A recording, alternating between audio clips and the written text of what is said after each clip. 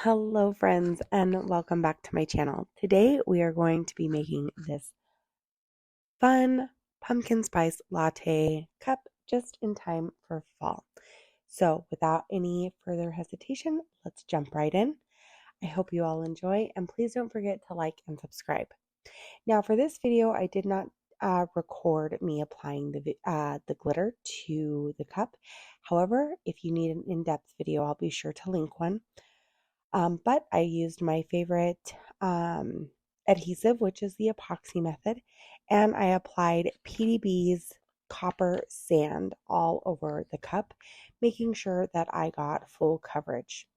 From here, we are going to apply our first coat of epoxy. I did end up having to apply 2 coats in order to get it perfectly smooth, so that it was ready for our decals, which we're going to go in pretty in depth for this video today. I did do a drip and a topper. I'll be sure to link other videos to show you how to do those. Now, for our decal, we're going to be using Cricut Design Space. I apologize if you have a silhouette. I am definitely not a master of silhouette, so I couldn't walk you through that process. But for my Cricut users, this is definitely for you. We are going to start by uploading our image. I found this image on Creative Fabrica, and I downloaded it, so I will be sure to link Creative Fabrica's link down below so that you guys have that as well. But once you have picked out your image, you're going to upload it and you're going to simply go into your files where your image should be stored. Once you've located that file, you are going to hit the file and then hit open. What I would recommend that will be helpful is to remember what your image name was or write it down.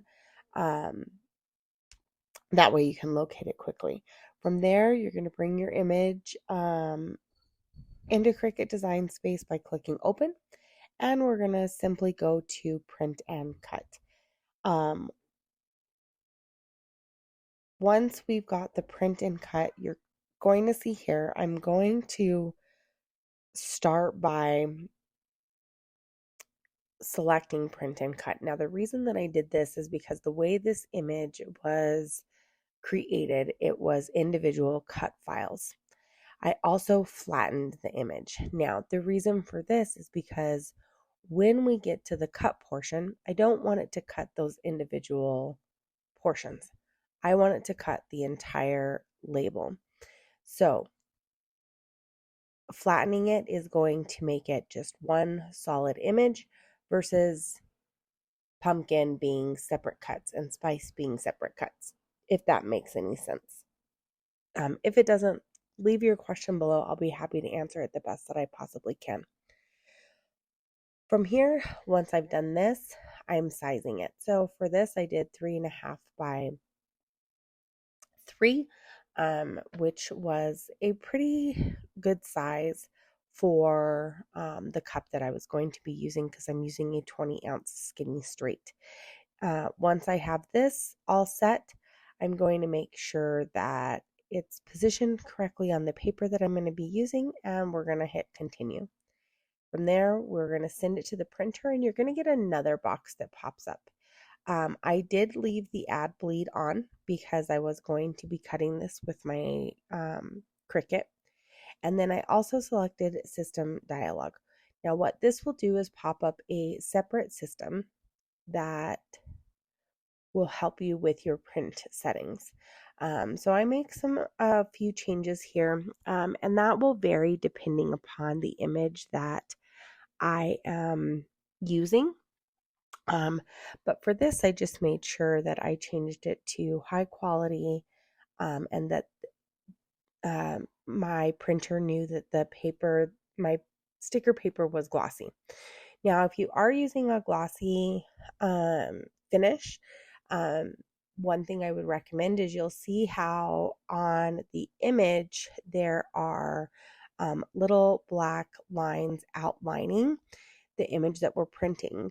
A great hack, and I forget who I learned this from, but it was definitely one of the people that I follow on YouTube. Um, is you use a permanent marker and you just trace those black um, mar- marks on the paper. Now, the reason for this is because the Cricut can't always pick up on a glossy surface.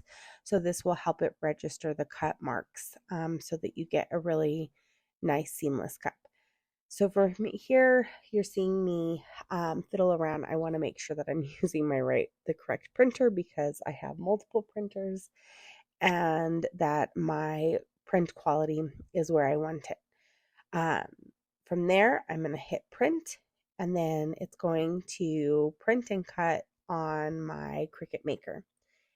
Once this is completed, you are free to apply your decal to the center of your cup.